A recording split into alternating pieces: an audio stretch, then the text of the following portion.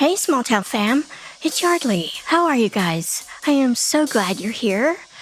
So, I'm going to cut to the chase. The episode today is about evil. I don't use that word lightly. I think it's often overused, and because of that, it's lost a lot of its potency. But I think that you'll agree that the offender in this case embodies the depravity of everything that word conjures up, as he inflicts pain and ultimately death on a 2-year-old. Yes, this is a child abuse case, and it's a tough one. So here's what I'm going to do.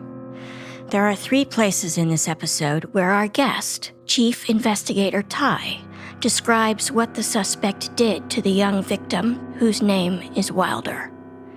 For those of you who are inclined to skip this episode altogether, I promise that when we get to those spots, I will break into the episode and warn you to fast forward a couple of minutes until we're on the other side of those descriptions, so you can still hear how law enforcement never let up in getting justice for Wilder.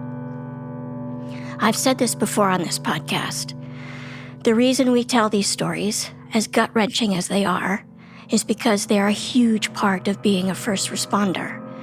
Whether you're in law enforcement, fire, or emergency medical, it's just the way it is.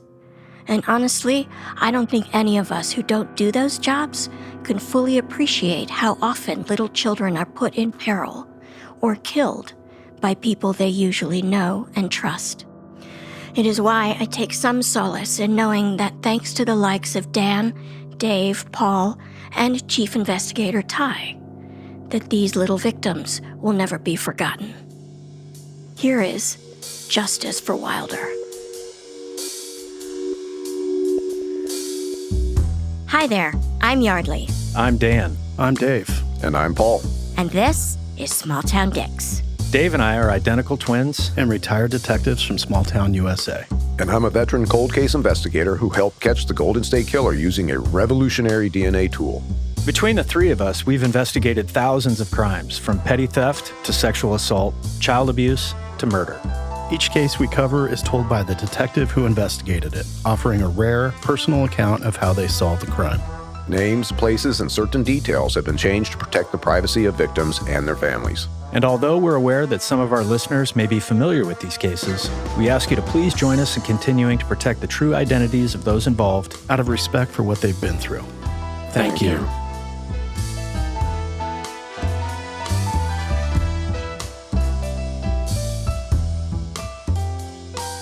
Today on Small Town Dicks, I hope you're ready, listeners. We have the usual suspects. We have Detective Dan. Hello, everyone. Hello. We have Detective Dave. Hello. I was hoping if I sang to you, I might get a little more out of you. And we have the one and only Paul Holes. Hey. Like death and taxes. Paul, Hey. Hey. He's so reliable. I love that about him.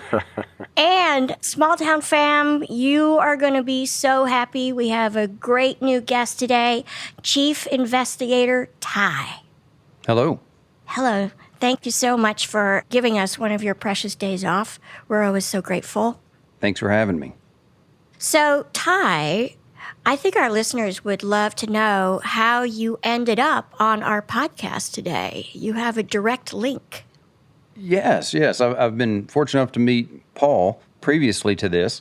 My boss is the county elected DA, John Gillespie, and he was at a conference, and at the conference there was speaking. Paul, help me out with that. That was the DA from Sacramento, Anne-Marie Schubert.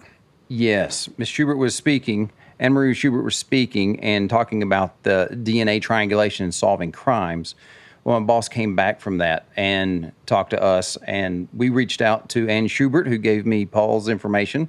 I reached out to Paul, and Paul has been gracious enough to come to our county and work with us on some cold cases. And during that time, Paul and I got to visit, and it leads to this. That's fantastic. It's such a small world, but also I don't think you could have anybody better to help you with those cold cases than Paul Holes. Oh, fantastic. He's really, I think he's knocked a couple of them off center for us, and I think we'll have some results to show for that later. That's an interesting way of putting That it. sounds like Paul, a little off center. I have to say, going out there, the chief was so gracious, and what an amazing team you have and that you are leading out there. So it was a great time, and hopefully, we'll see some advancements on those cases. Hopefully, yes, sir. Wonderful. So, Dave, I know you like to kick things off with this question. Yeah, I'm just curious. Ty, could you walk us through kind of your background, the thumbnail sketch of your bio, and maybe describe your jurisdiction and some special assignments that you've gotten into? And then in the end, tell us what you do when you're not carrying a badge and handcuffs and a gun. Yeah, sure. I'd love to. Back in the mid-'90s, I worked for the Texas Department of Criminal Justice, the prison system here, for a few years. In 2003, I started working for the local police department. And so when I went to the PD, they had a flourish of gang crimes that had appeared, and so they created a gang unit, and I started working there for the PD, and the FBI came in to assist with that. So back in 2007, I started as a task force officer for the FBI and worked with them, and that developed into working in narcotics. From there, I spent most of my time in special ops in the gangs, the narcs, TAC unit, SWAT for about 10 years, and 2020, I was approached by DA John Gillespie to come over and work at the DA's office, and he hired me as his chief investigator, and I've been there since 2020. That is an impressive resume. All right, so Ty, please tell us how this case came to you. So when this case happened, I was actually employed at the agency which it came to, the Wichita Falls Police Department. And I was working with them, and I heard of this case, but I didn't have anything to do with it at that time. Once I went to the DA's office, COVID had happened. I started in January of 2020. We had just finished a capital murder the week before government shutdown. A total shutdown. There wasn't anything happening. It was a very odd time. So in that time, there was a lot of interest in this case that ginned up with social media. When you go back to COVID, everything shut down. People seem to take to social media a whole lot. People were kind of saying the police aren't doing anything. Nothing's being done. They think they know who's done this, the bad guys out there. And so you start seeing Facebook posts saying, justice for Wilder. And so my boss said, we have this downtime. Let's get a hold of the police department and let's have them give us a copy of the case and let's start going through it to see if fresh eyes see new things. And so that's when we started looking into the death of Wilder McDaniel. And so, describe the crime to us. What is justice for Wilder? So, Thursday, October 11th, 2018, 911 receives a call from a very distraught female. She's screaming and pleading with the dispatcher, please, my baby is dead. She struggles to give the address. She gives an address to the residence of where she's at. The ambulance and the police arrive on scene just minutes later. The house is like a 4,300 square foot house. It's located near a large university in our town, and it's a very nice, quiet neighborhood known as the Country Club. And it's just not where you have these types of crimes that occur often, and that really grabbed people's attention. When the ambulance gets there just before the police, they find an inconsolable 28-year-old female sitting on the porch. Her name is Amber. She's holding a 2-year-old blonde-haired boy. He's wearing a yellow T-shirt and green Ninja Turtle pajama bottoms. She has his head pressed into her left shoulder. His feet are dangling to the right of the hip. And when you look at the child, his face is white with a blue tint. There was dried blood on his lips and his right cheek, and his right arm was pointed out due to the rigor that had set in. It was an unnatural position. So having her out on the front porch, they usher inside and try to console her. Once inside the residence, Amber is so distraught, she sits down and holds her child. She has blood on her left shoulder that's in a horseshoe shape from the shirt when she was caressing the child when the police got there.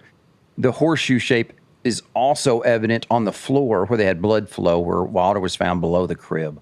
And once they get inside with the detectives, that's when they encounter the 35-year-old boyfriend, James Staley. Amber gives an abbreviated account of what happened the best that she can. And Amber said she was in the bedroom and did not hear her alarm go off that was on her phone. Amber jumps out of bed and is walking down the hallway. If Amber missed her alarm, did she jump out of bed because she realized she'd woken up late? That's right. And just before she gets to the bedroom where the child was at, she sees sunlight through the cracked door that's into the hallway where she's walking. So she turns to go into the bedroom. When she opens up the bedroom door, just below the crib, Amber sees her child laying on the floor. Amber told me at first she didn't recognize the child to be dead. Then she went to go get the child up off the floor. As soon as she got to the child, he was stiff, cold. Amber immediately starts screaming and picks up Wilder. She runs to the opposite end of the house where James is on a couch asleep. From her screaming, James jumps up. Amber asks James to call 911, and Amber recounts that he's just standing there not doing anything. Amber screams to James again to call 911. He gets his phone, calls 911, and then pitches the phone to Amber. He throws the phone at Amber. Yes. Amber gets on, and that's when 911 picks up. You can hear the beginning of the 911 call, James stop.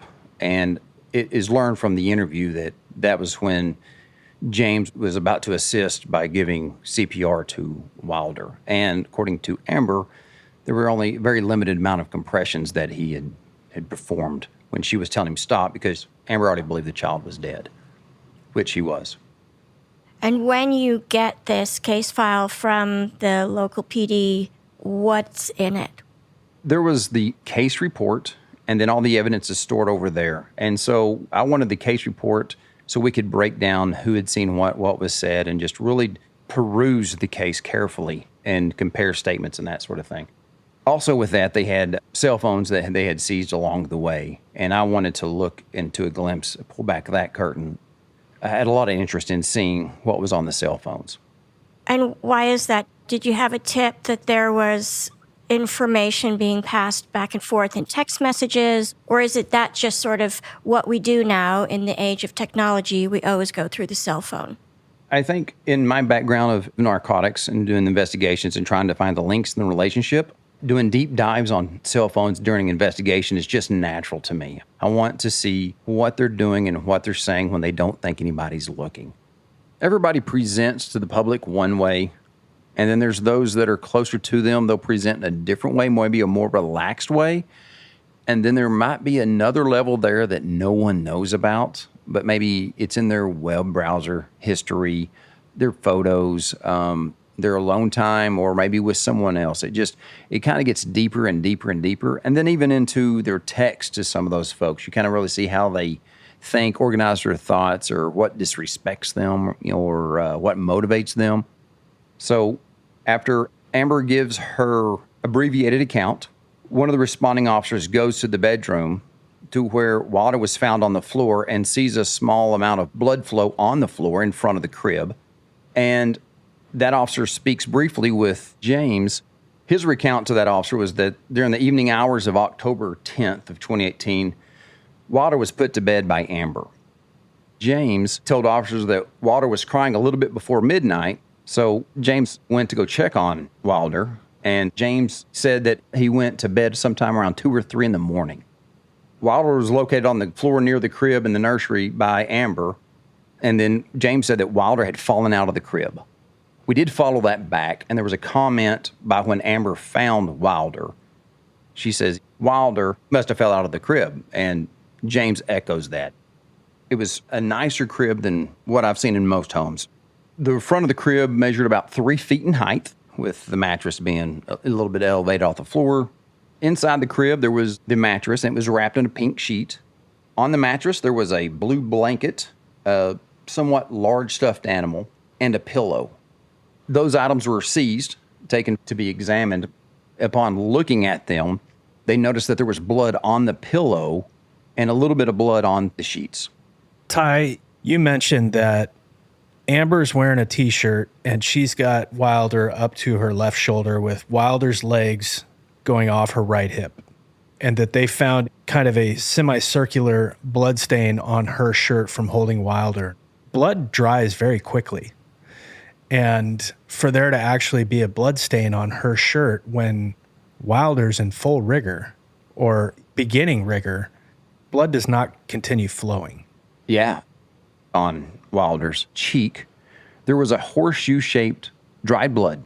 And on Amber's shirt, it matched that horseshoe shape. And then inside the room that had the crib, on the floor was a horseshoe shape. And you could see the flow, how there was more buildup of the blood and how it kind of flowed from that position before it had dried. Like there was a very distinctive horseshoe print of blood on the floor that matched Wilder's cheek, which then would have been transferred to Amber's left shoulder. And so later we'll find out that horseshoe print was also on the pillow that was inside the crib. So that becomes important. All the detectives are nodding knowingly. Yeah, Wilder didn't fall out of the crib.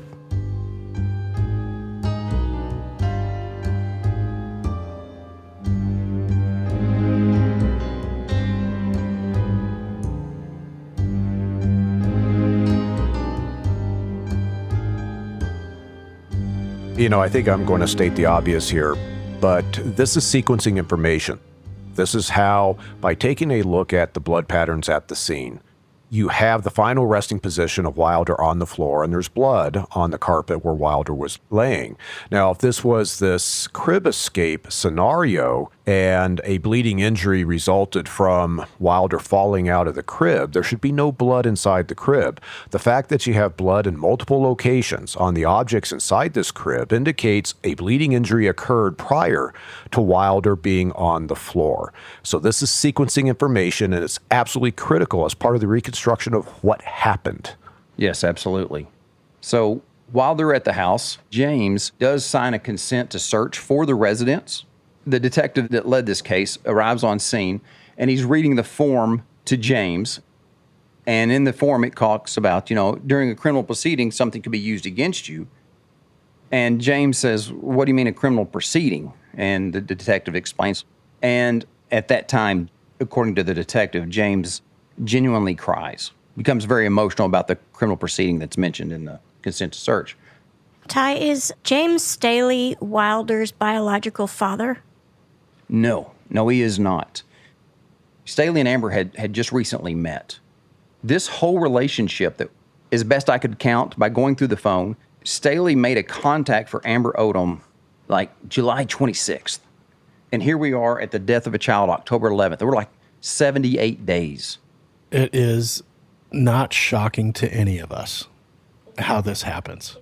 It's a recurring theme, it seems, in these terrible tragedies that oftentimes there's a very fast trajectory from meeting to moving in. And then usually it's the male is not the biological father of any of the children, and yet they become the disciplinarian. It just seems to be this trend that you all speak about often. And to be clear, this is James Staley's house where this emergency occurs. Yes. And so Amber was invited to move in with her child. In the grand scheme of things, this is pretty accelerated movement on a relationship. Yeah. Amber is a single mother with a child living at her parents' house and bartending. And how old is she, roughly? She was 28 years old. Okay. And how old is James Staley? James Staley's 35, and he's an oil and gas guy. The large university that I'd mentioned earlier, his family has buildings that they have had erected to him on the university, trust fund, that sort of thing. So the lure of a struggling single mother living at home with the parents, and then you got this guy that walks in, decent looking, flaunting what he has. Just, it was the draw, right? It's the dangling carrot. And probably the stability that she's looking for. Oh, yeah. He's a master at recognizing that and playing on that. You mentioned the general disposition of James Staley at the moment that mom is having a freak out and begging someone to call 911, that he complies, but tosses her the phone like, this is your deal. Why don't you deal with it? Like I got better things to do. That kind of flippant attitude towards what's clearly a dire emergency is a huge red flag for, I'm sure, the police. I'm guessing for Amber as well. Somewhere in the back of her mind, like, why isn't he freaking out? So the atmosphere at that scene is exactly how you describe chaos, but investigators are really good at reading body language. Yeah. And, it wasn't missed that James was at the opposite end of the house, sleeping on a couch when he had a guest room. He wasn't in bed with Amber at all that night. And the fact that he's at the other end of a 4,300 square foot house is somewhat telling to me as well. Get me as far away from that kid as possible. Yeah, that's exactly right.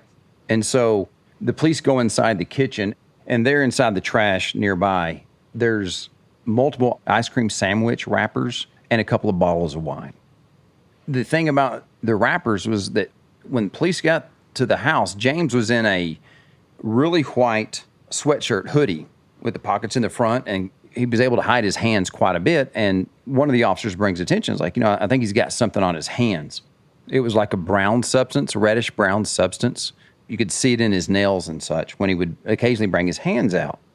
And so when the officer said something about that, the crime scene technician came over and said, no, he had ice cream sandwiches. That's what's on his hands. James had ice cream sandwiches on his hands, is what we think. That's what the crime scene tech said, because she had spoken with the detective, because she was with the detective when they looked into the trash can. So she takes pictures, has him bring his hands out, and takes pictures of his hands, but never tested the hands for blood. Oh. Yeah. Just a missed opportunity. You were like those you like to have back. But later, once we got the case over at the DA's office, I was just going through the photos, and I'm seeing loose skin off of his hand on some of his fingers. They look like fresh skin tears, and I'm thinking, it's what a little hand would do to you. Like maybe Wilder scratched James on his hands. Exactly. So back to what you were saying about how James is acting. One of the things that stood out to the officers and the ambulance attendant, no words were really spoken between Amber and James while the police are there doing a consent to search. He's not near her. He's not consoling her. He's actually standing away off to the side. So the thing that stood out is he didn't console her as you might think a boyfriend would. At one point, he's talking to one of the sergeants on scene, and Staley goes over and starts dry heaving. Doesn't ever throw up, but just starts dry heaving. And the sergeant in that case, makes a note of that in his report. As officers are still searching, Staley makes his way into a huge walk-in closet. The detective shows up on scene and goes into the walk-in closet to interview James. And the detective thinks, you know what, I have an app on my phone. I'll record this conversation on the app on my phone, and then records it to his phone. As he walks into the closet, Staley is on the floor with his head between his knees, and there's a pocket knife opened up on the floor near him. Like, a little staging. According to the detective, Staley's acting like he's crying, like he's wiping tears that aren't there, going through the emotions. In that time, the detective recalled that Staley said he hadn't been on his mood stabilizers for 2 to 3 days. James says he had never seen Wilder after Amber put him to bed. Amber shut the door, but Wilder was fine when Staley said he checked on him. The detective asked, "What do you mean by checked on?" James says, "Well, when I say checked on, I meant that I walked past his door as I was walking down the hallway." Is the door open? No. Well, that's not checking on somebody. I think plausibly what he's going to say is, I didn't hear Wilder crying or anything, so I assumed he was okay. Yeah, I think James caught himself slipping up and was just trying to cover it up at that point. James said that he didn't go to bed till 2 or 3 and that he was asleep on the couch when he awoke to Amber screaming about her baby. So later that night, the detective goes home, plugs his phone in, and Apple sends an update. This recording is never to be recovered. But Apple sending an update shouldn't erase the recording. That's so weird and so unbelievably frustrating. Yeah, we just don't have it. Wish it all you want. We just don't have James Staley's words anymore. So that concludes what's going on at the house, and it's been a couple of hours since everything has taken place. Amber doesn't want to be with her family. She wants the police to give her right up to the station to give a statement. James Staley volunteers to go to the station, and his mom drives him up there. The police take Amber inside of the interview room and start talking with her. Meanwhile, Staley's at the station waiting to speak with police. Because it's in the country club, he has a friend who's an attorney that drives up to the police station, talks to the sergeant, and the sergeant comes back and lets the attorney talk to James Staley. And at which time the attorney comes out and says, James will not be giving any statement to the police today. And Staley, his mom, and the attorney walk out. Never available again for any interviewer, never makes himself available at all to find out what killed this 2-year-old child. What about Amber? Does Staley provide an attorney for Amber? No. Amber comes up and gives an interview, and she shows up. She's very distraught. She appears in shock. She's actually carrying a towel with her. And occasionally during the question, she puts her head in the towel and she cries, and then she comes back and gathers herself, and then she answers the detective's questions. The detective gets more detailed information of the events leading up to the discovery of the child. Amber stated that the night before that she and James had planned a romantic evening. Amber gives Wilder a bath inside the master bedroom. She cleans him off. Staley walks in with a glass of wine. Wilder sees James Staley and says, "No, James." And James responds with, "No, James, no, James, shut the fuck up." Wow. To the 2-year-old. To the 2-year-old. Amber says, "Don't talk to my child that way." Amber stood up for Wilder. That means she put Wilder before James, and that drilled him up. James goes into the bedroom. Amber finishes getting Wilder ready for bed. She puts on the yellow shirt, puts on his pajama bottoms, and then she takes Wilder into the bedroom where the crib is at. Amber puts Wilder into the crib.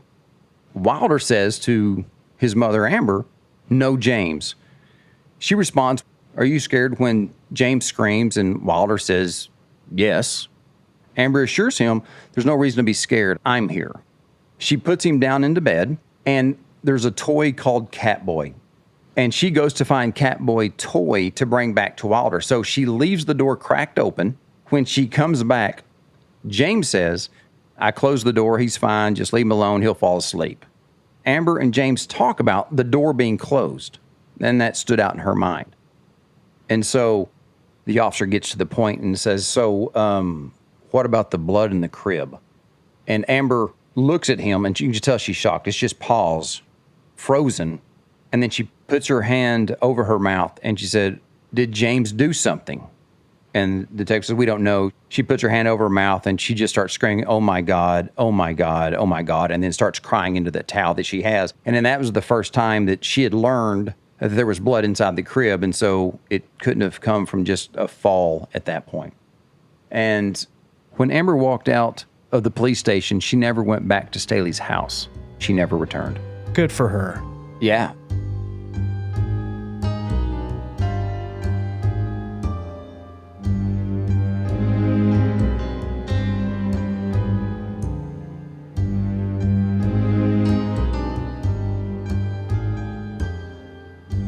So, James Staley has lawyered up, and he's not giving any statements. And I'm assuming Wilder's little body has been taken for an autopsy. That is correct.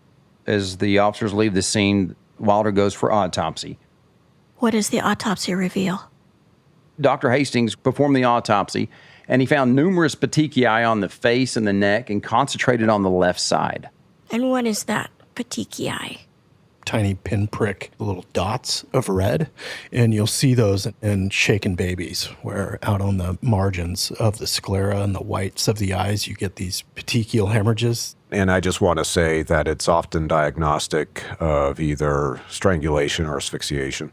Yeah, and in cases like Wilder here, you take the bottom eyelid and just pull it down a little bit of the deceased, and then that can be a clue. It's a good place to catch some petechiae there as well, which we did in this case. But the autopsy confirmed that there was numerous petechiae on the face and neck, concentrated on the left side. There was no frenulum damage. Sometimes in a suffocation, you'll get some tear, but Wilder's frenulum was intact, and there was really no other damage. The skull was absent of fractures. He didn't have anything other than 1/4-inch incisions on his upper and lower lip. How did Wilder get those cuts inside his mouth? Those basically come from when the pressure is applied to the mouth. That skin has to go somewhere, so it finds itself migrating between the teeth, and from when it gets there, then that's the bloodletting event in Wilder's case. However, the autopsy came back as undetermined. And why is that?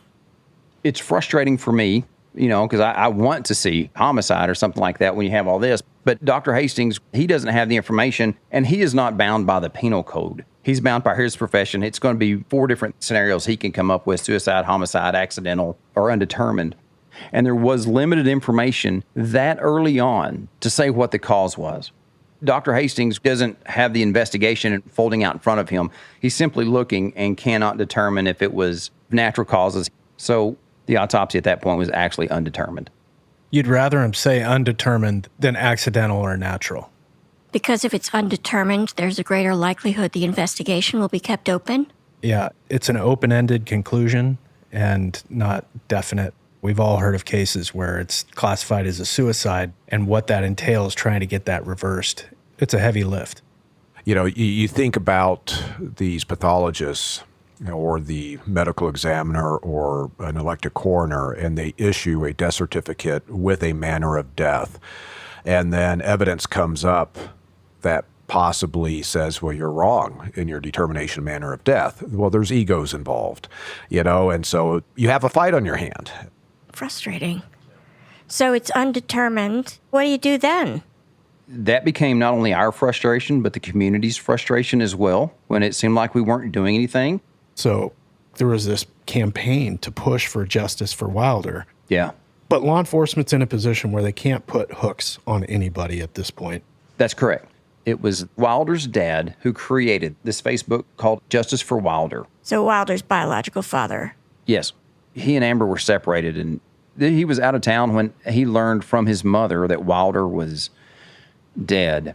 In the Justice for Wilder, he created shirts with a Wilder emblem on it. It was much like blue shirts. Instead of Superman, it had the W in the middle. He had shirts. He had hats. That's a Papa Bear response. It's a Papa Bear response. I don't disagree with that.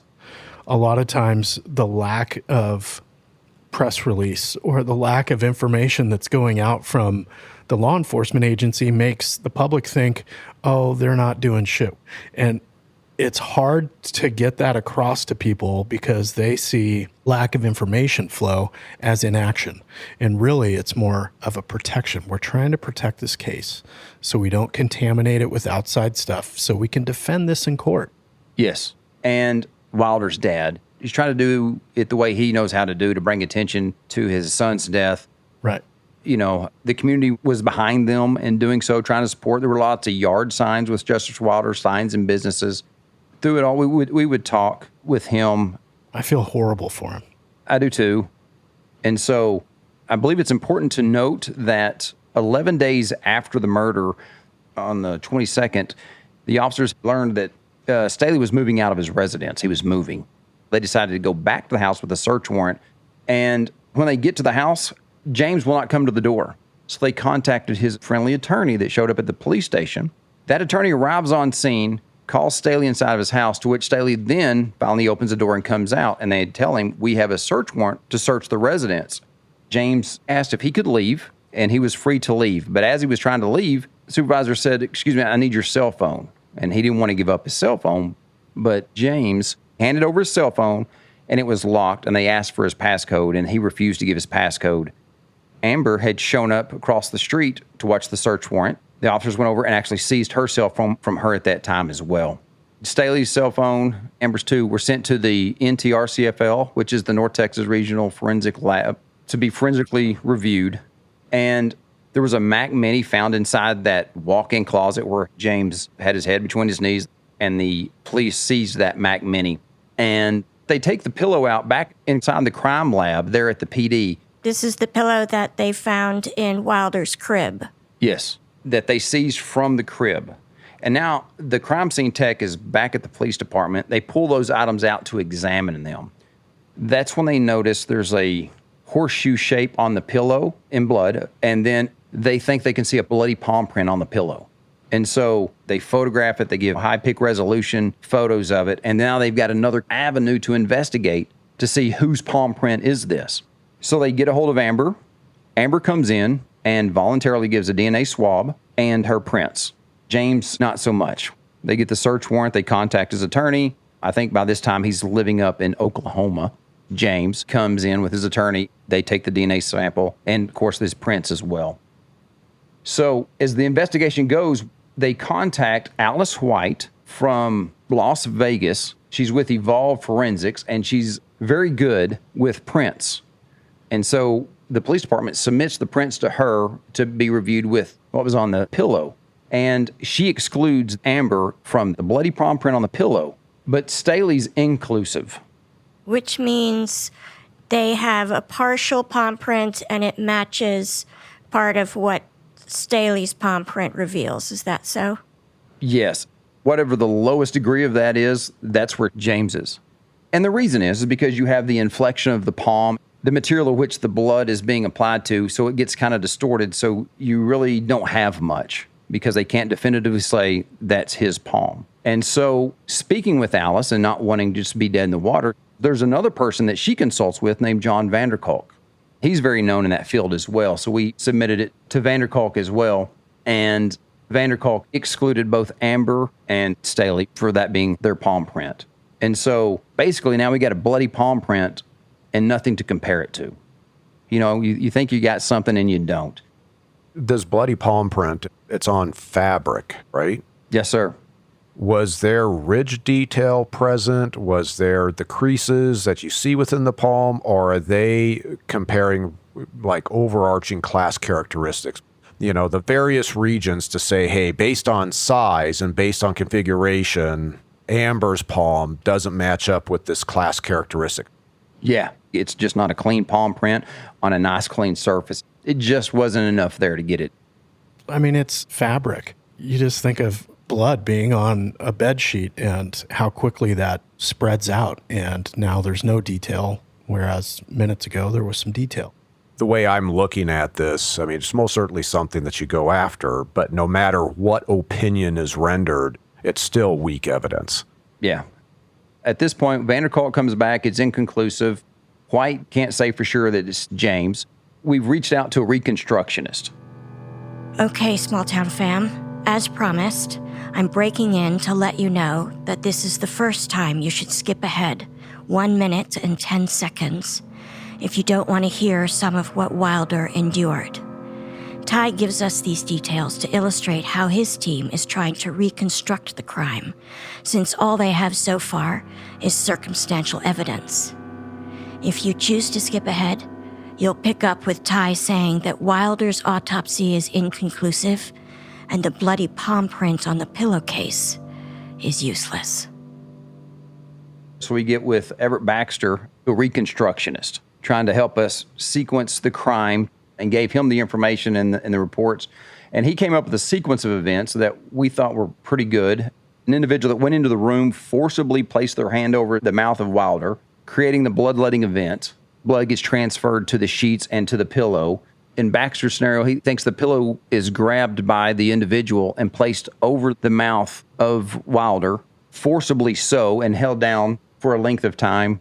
Wilder still has breath. He's expiring. He's spraying blood out of his mouth. Out of his mouth. So they have real fine blood splatter on the pillow. For sequencing, you can tell, well, he wasn't dead when the pillow got there. You know, it's a dynamic event. When strangling someone, the pillow's kind of telling the story. Little 2-year-old Wilder is fighting for his life. Yeah. I imagine grabbing at the hands of the individual, just trying to get a breath of air. It's sad when you think about it.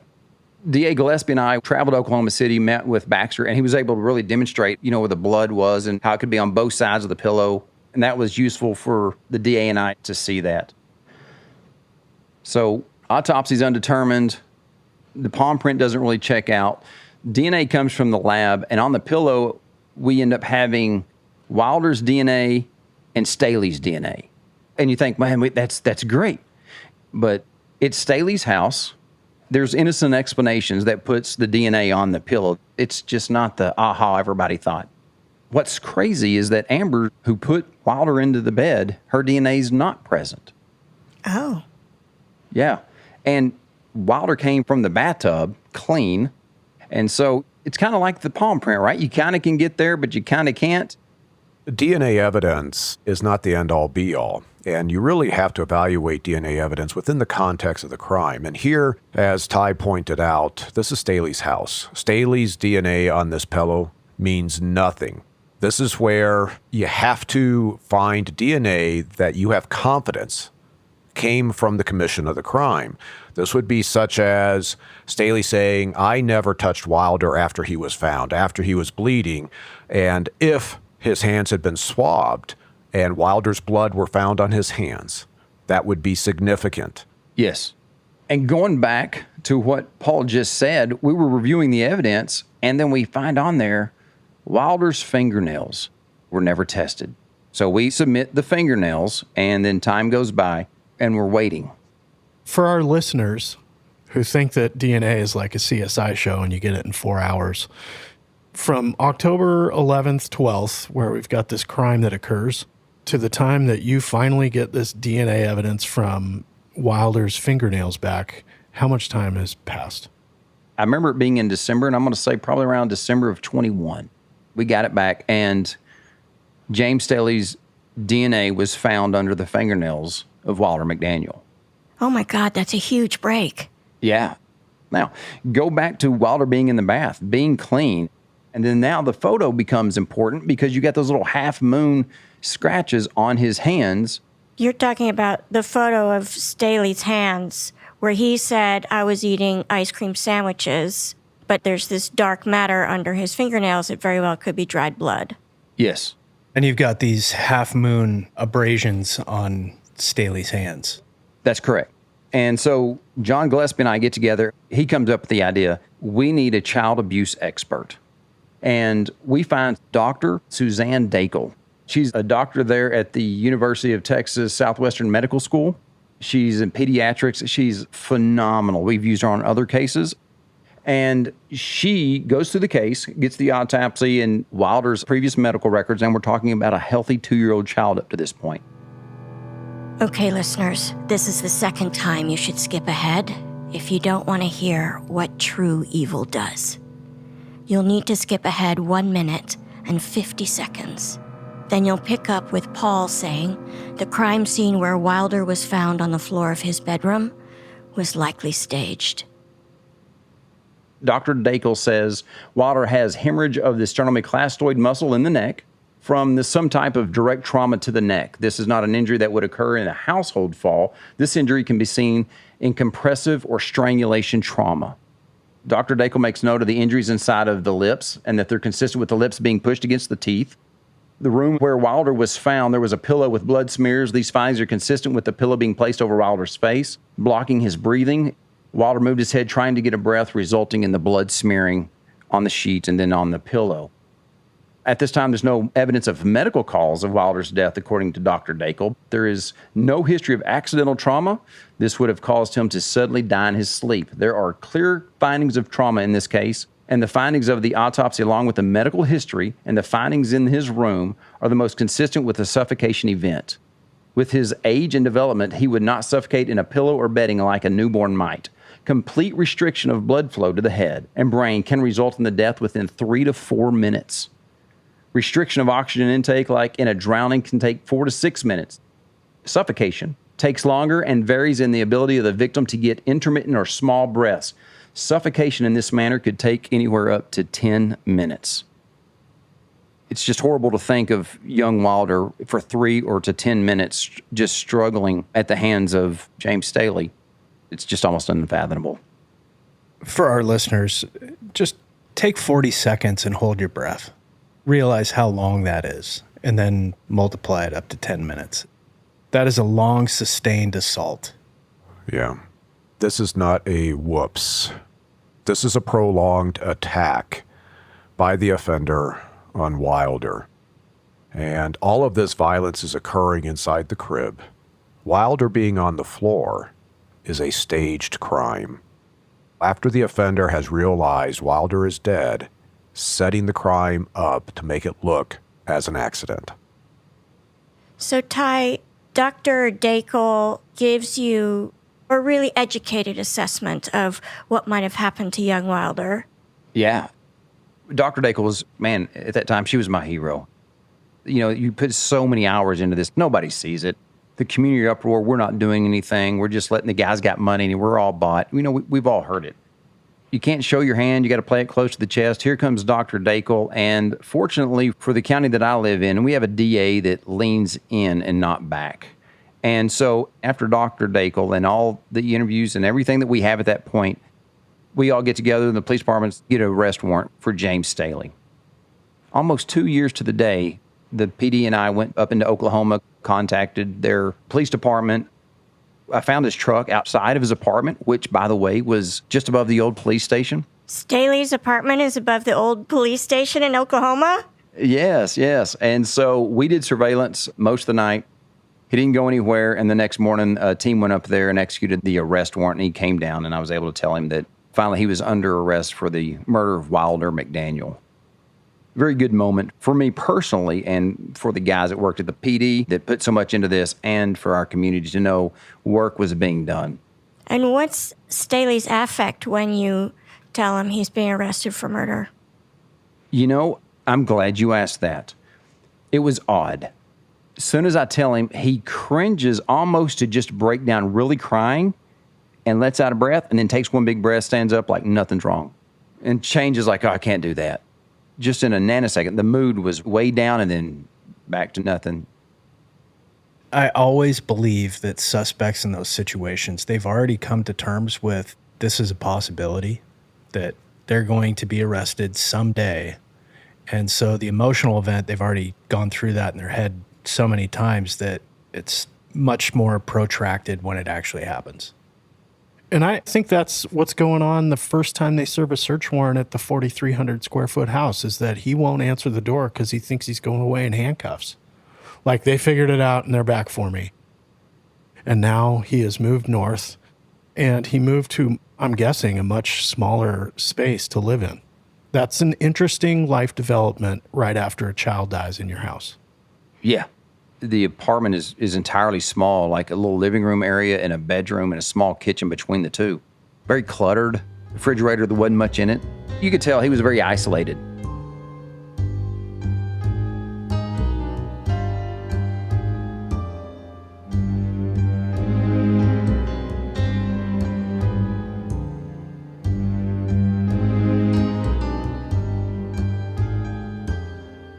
So at this point, it's a circumstantial case. Now, from the murder to the search warrant was 11 days. The detective originally thought the phone that James had was replaced by another phone, but then I'm looking at the phone one day, and my DA walks by and I said, hey, boss, this is the phone that James had the night of the murder. Sorry, back up just a second. A detective thought that by the time you seized James's phone, he had replaced his original phone from the night of the murder. Yes. And that detective was then under the impression that since James had a new phone, you weren't going to get all the information you needed. That's correct. And I asked him, where did you get that impression? He doesn't recall. And so I told my boss, hey, we have the phone. And it's a partial download. And my boss is like, we have to try this again. Send this back to the lab and see if we can get a full download. It's been a couple of years. And so we send it to the Secret Service. Is that like Secret Service who guards the president? Yes, ma'am. They download phones too? It's good to be an FBI task force officer sometimes, isn't it? I guess it is. I was going to say, this guy's got some tools that sometimes aren't offered to the rest of us. Yeah. And so we sent the phone to Secret Service Forensic Labs in San Antonio. They assist with outside agencies, and they did so in this case, and the guys did a fantastic job of getting it to us. They're able to get a full download of James's phone. We discovered the text messages, and they were shocking. And who are they between? James Staley and Amber. The relationship, as I said, it lasted 78 days. There's over 10,000 texts. The relationship was mostly in text.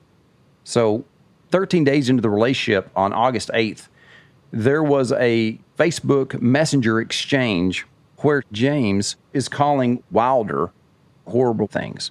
Oh, my God. There were other texts that he was telling Amber she and Wilder should stay away from him, but yet she comes back to James. And at the end of August, she has to work at the bar. While Amber's at the bar working, she has Staley watch Wilder. And during that night, Staley is on the bed with Wilder, and they're playing, and Wilder falls off the bed and hits his head. And in Staley's phone, we find a video of him sitting next to Wilder on the couch. And he says, babe, I'm here with Wilder. Looks like he fell off the bed, has a pretty good shiner. And then he turns to Wilder and says, do you think I pushed you off the bed? And Wilder says, yes. And he gets this creepy laugh and he goes, That's not what happened. Babe, boy fell off the bed's got a shiner, need you to come home. Well, he texts that to Amber, and he sends Amber, I don't know, maybe 40 or 50 texts in a row. She's not responding. Turns out her phone's in her back pocket on vibrate. She's moving fast. It's busy. James goes from the child falling off the bed to Amber, you're a horrible mother. You're a slut, just degrading her. How could you? And then starts blaming Amber for all sorts of things. Amber leaves the job, comes home to find Wilder. The next morning, the whole side of Wilder's face is black and blue. Amber takes a picture. She says she took the photo to send to her boss to say, this is why I needed to leave early last night. But we have that photo of Wilder's side of his face just black and blue. So the text messages that came off of Staley's phone went to show Staley's hatred for Wilder. There was one text in there that said that Staley was referring to Wilder and said he should have kicked him to the floor and said, fuck you, Snake.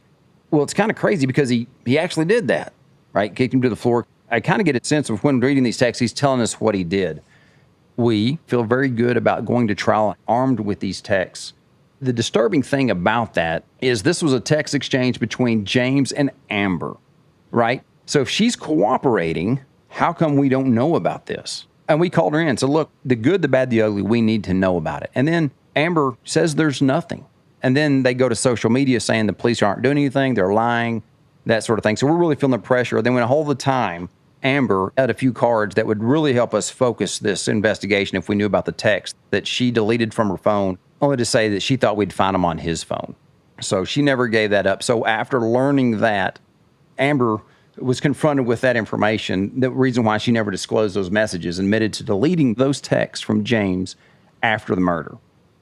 As a result, she was arrested for tampering with evidence and endangering a child. The fact that she knew that the child was beat in James Staley's custody and then did nothing about it, allowed the child to go back around him, she caught that charge as well. Once that affidavit came out about the text message and Amber, the community kind of quieted down. They realized there was much more going on than what everyone thought. And so we felt very good, not only after Dr. Dakel's conclusion of everything that she saw, now we have these text messages that really shows James's hatred for Wilder. James talks about burning the house down with Wilder in it. And then the night of the murder, James says that there's no way that I can deal with the crying child tonight. Those would have been very useful in the course of this investigation. So we received our most damning piece of evidence after 3 years. COVID had happened. People weren't working in the lab, so nobody downloaded the Mac Mini. Once the Mac Mini was downloaded, they did a forensic analysis of that. It turns out James Staley really likes his GoPros.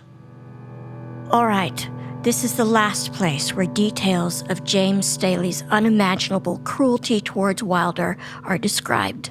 You can fast forward 1 minute and 10 seconds to skip it, and you'll pick up with Detective Ty describing how it took 3 years to get the GoPro footage, but it was the slam dunk they needed to arrest Staley for murder. James, one night, had set the GoPro on a shelf. Wilder's sleeping on the couch. All of a sudden, you see a big shadow walk into the frame, and then that shadow turns into James Staley walking towards Wilder. James walks behind the couch, kneels down below Wilder, and sits there for 15, 20 seconds. James stands up, raises his hand above his head, and comes down full force and slaps Wilder on the side of his face and neck with the biggest slap sound that you could hear before quickly ducking down behind the couch, where Wilder wakes up screaming, and he starts saying, "No, James, no, James." And Wilder consoles himself, ends up putting the warm side of his face to the cool couch to help it cool off, just to close his eyes and hopefully to go back to sleep. It sits there silently for a couple of minutes, and then from behind the couch, James stands up, tippy-toes to a door, opens it, and then slams it shut, and then tippy-toes, and then takes off running to the back of the house. Then it ends. It took 3 years to finally get to that point, having something that we could now document what the relationship was like. And so in February of 2023, James went on trial for capital murder. Of course, he's out on bond, so he's not in jail. During the trial, I would walk up by James and he would be taking selfies. I know he was texting family members who were texting me, telling me that he thinks he's 10,000% certain he's going to be found not guilty. The jurors took 4 hours and they came back with a guilty verdict. Once he was remanded into custody, he stood up in the courtroom and he said, "I did not kill Wilder McDaniel." Amber's mother real quickly snapped back and said, "Yes, you did." What is James Staley's actual sentence? He was charged with capital murder. So here in Texas, that involves life without parole. That's 60 years. He'll be eligible parole in 30, but the state's not going to give it to him. He is where he's going to be. He'll never hurt another kid. No. Now, as far as Amber, she gave a pretty good victim impact statement. Amber testified at the trial of having the text, deleting them. She was there to just do what she had to do as a mother and testify against James. She got her tampering with evidence and endangering a child charges. Amber pled guilty to the judge, and she asked for a jury trial for sentencing. She's eligible up to 10 years in jail and also 10 years probation. You know, there's people who think that she gets what Staley got, life in prison. There's others that think she's grieving enough and that nothing should happen. But she's pled guilty and become accountable for her actions, and we'll see what the jury does tomorrow. But, you know, you get to know the victim. And I've seen things with Amber. She loved the child. She just made some really bad choices that she should not have had, and protecting the child should have came first. It's just very unfortunate that Wilder's paths crossed with James Staley. So, listeners, since I've already broken the fourth wall in this episode a couple of times, I'm going to do it again and give you an update on Amber's fate. As Ty just said, the day after we recorded this episode, a jury decided Amber's sentencing. They gave her 2 years in jail for the charge of endangering a child, and then 5 years probation for tampering with evidence. I just want to point something out here. You know, oftentimes in these child abuse crimes, and Dave most certainly could speak to this, you know, there's the precipitating events, like in this case, the child is crying, and there's this emotional response by the offender. What really stands out to me is this GoPro footage. James Staley set the GoPro up to record, and then he's recording himself, in essence, putting fear into Wilder, hurting Wilder. There is an element to his psychology that suggests that he enjoys inflicting this fear into this child. I bet if he were to continue and be free and date other women who had children, you'd probably see other children who are going to be abused and possibly killed. You know, there is a certain fantasy aspect that he is exhibiting through the setting up of that GoPro. And to your point, Paul, there was a lot of things that were deleted, but this video wasn't, and it was watched by him 2 days after the murder. Oh my God. That's his trophy. This is how I remember what I did. Yeah, the old souvenir. Absolutely. You wonder how many times James did something similar to strike fear into Wilder before he actually had the forethought of, I'm going to set up a GoPro and record this. Yeah. James Staley is on the path to becoming a serial child killer. And due to the efforts of you, Ty, and the other people involved in this investigation, I believe you saved other children's lives as a result of getting James Staley in custody.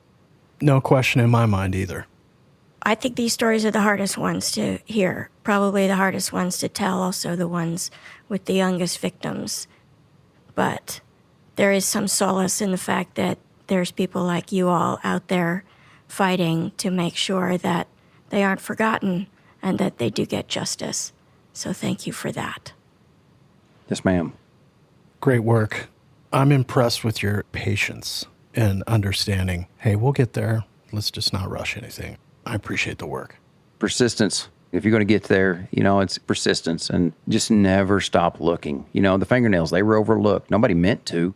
COVID was an anomaly that I hope we'll never have again, but everything slowed down. It was a crazy part of this case. Thank goodness I have, like I said, a DA that leans in and doesn't lean back, and we were able to make things happen. And thank y'all for letting us tell it on here as well. Absolutely. And Chief, I've said my piece in terms of the quality of the work, and I appreciate you taking the time to tell the story of the case. But I want to end on a positive note as I look forward to the next time we can meet up and have a few drinks and swap a few stories. As do I. Fantastic. Thank you so much. Small Town Dicks is produced by Gary Scott and me, Yardley Smith, and co-produced by Detectives Dan and Dave. Our production manager is Logan Heftel, our senior editor is Soren Bajan, and our editor is Christina Bracamontes. Our associate producers are Aaron Gaynor and the real Nick Smitty. Our social media is run by the one and only Monica Scott. Our music is composed by John Forrest, and our books are cooked and cats wrangled by Ben Cornwell. If you like what you hear and want to stay up to date with the show, visit us on our website at smalltowndicks.com. Small Town Dicks would like to thank Speech Docs for providing transcripts of this podcast. You can find these transcripts on our episode page at smalltowndicks.com. And for more information about Speech Docs and their service, please go to speechdocs.com. And join the Small Town fam by following us on Facebook, Instagram, and Twitter at SmallTownDicks. We love hearing from you. And if you support us on Patreon, your subscription will give you access to exclusive content and merchandise that isn't available anywhere else. Go to patreon.com/smalltowndickspodcast. That's right.